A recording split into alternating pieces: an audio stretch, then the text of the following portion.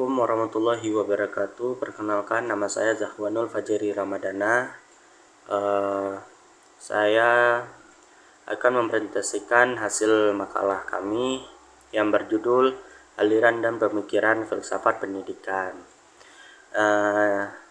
Yang pertama ada aliran idealisme. Idealisme diambil dari bahasa Latin, yaitu idea, yang berarti pikiran, ide atau gagasan. Sedangkan dalam KBBI, idealisme merupakan sebuah aliran filsafat yang menganggap pikiran atau cita-cita sebagai satunya hal yang benar yang dapat dicamkan dan dipahami. Dan ada yang mengartikan ide sebagai suatu yang hadir dalam jiwa manusia.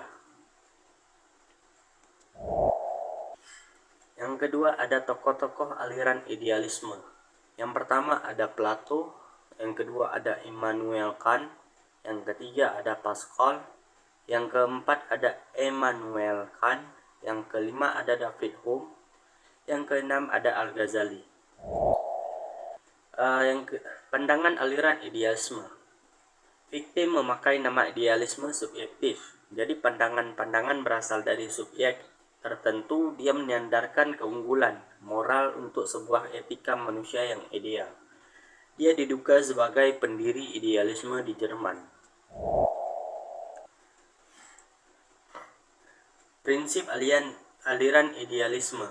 Prinsip yang mendasari pengetahuan idealisme adalah rasionalis, yang mengemukakan bahwa indera kita hanya memberikan materi mentah bagi pengetahuan. Pengetahuan tidak ditemukan dari pengalaman indera, melainkan dari konsepsi dalam prinsip-prinsip sebagai hasil aktivitas. Berpandangan bahwa nilai itu absolut, tidak berubah dari generasi ke generasi.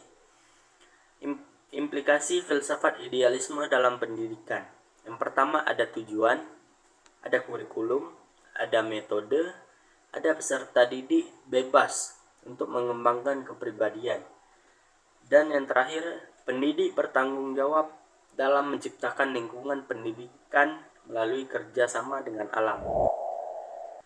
Selanjutnya ada aliran realisme. Realisme adalah suatu aliran filsafat yang luas, yang meliputi materialisme di satu sisi dan sikap yang lebih dekat kepada idealisme objektif di pihak lain. Realisme adalah pandangan bahwa objek-objek indera adalah real dan berada sendiri tanpa bersandar kepada pengetahuan lain atau sandaran akal. Ada tokoh-tokoh aliran realisme, yaitu ada Aristoteles, Galileo, Johann Amos Comenius, David Hume, William Wisgoken, Franz Bakua, George Starmil, John Locke.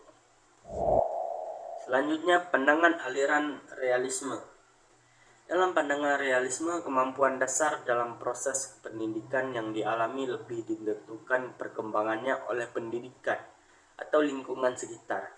Karena empiris atau pengalaman pada hakikatnya yang membentuk manusia, pendidikan dalam realisme memiliki keterkaitan erat dengan pandangan John Locke bahwa akan pikiran jiwa manusia tidak lain adalah tabula rasa, ruang kosong seperti kertas putih yang kemudian menerima impresi atau pengaruh dari lingkungan.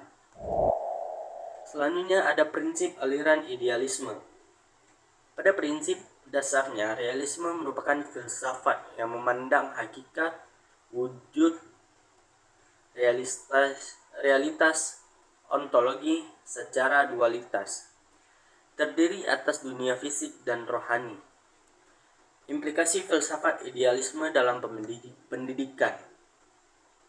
Tujuan pendidikan, ada kedudukan siswa, ada peranan guru, ada kurikulum, dan yang terakhir metode. Selanjutnya aliran empirisme. Apa itu empirisme? Empirisme adalah suatu cabang epistemologi yang mengakui pengalaman inderawi sebagai satu-satunya sumber pengetahuan yang benar. Empirisme adalah suatu aliran dalam filsafat yang menyatakan bahwa semua pengetahuan berasal dari pengalaman indera manusia. Selanjutnya ada tokoh aliran empirisme. Ada Aristoteles, ada John Locke, ada Thomas Hobbes, ada David Hume. Selanjutnya pandangan aliran empirisme. Filsafat empirisme memiliki pemikiran bahwa pengetahuan itu berasal dari pengalaman manusia. Menurut pemikiran filsafat empirisme, bahwasannya manusia itu memperoleh pengetahuan berasal dari pengalaman inderawi. Selanjutnya prinsip aliran empirisme. Yang pertama, pandangan bahwa semua ide atau gagasan merupakan abstraksi yang dibentuk dengan menggabungkan apa yang dialami. Yang kedua, pengalaman indrawi adalah salah satunya sumber pengetahuan dan bukan akal atau rasio. Yang ketiga, semua yang kita ketahui pada akhirnya bergantung pada data indrawi. Yang keempat, semua pengetahuan turun secara langsung atau disimpulkan secara tidak langsung dari data indrawi, kecuali beberapa kebenaran definisional, logika, dan matematika. Yang kelima ada akal budi sendiri tidak dapat memberikan kita pengetahuan tentang realitas tanpa acuan pada pengalaman indrawi dan penggunaan panca indera kita. Akal budi mendapat tegas untuk mengolah bahan yang diperoleh dari pengalaman. Yang terakhir, empirisme sebagai filsafat pengalaman mengakui bahwa pengalaman sebagai satu-satunya sumber pengetahuan. Dalam dunia pendidikan sangatlah penting bagi kita bahwa kita perlu mengerti apa itu filsafat untuk mengetahui segala sesuatu yang lebih rumit. Sekian dari saya. Bila ada salah, mohon maaf. Wassalamualaikum warahmatullahi wabarakatuh.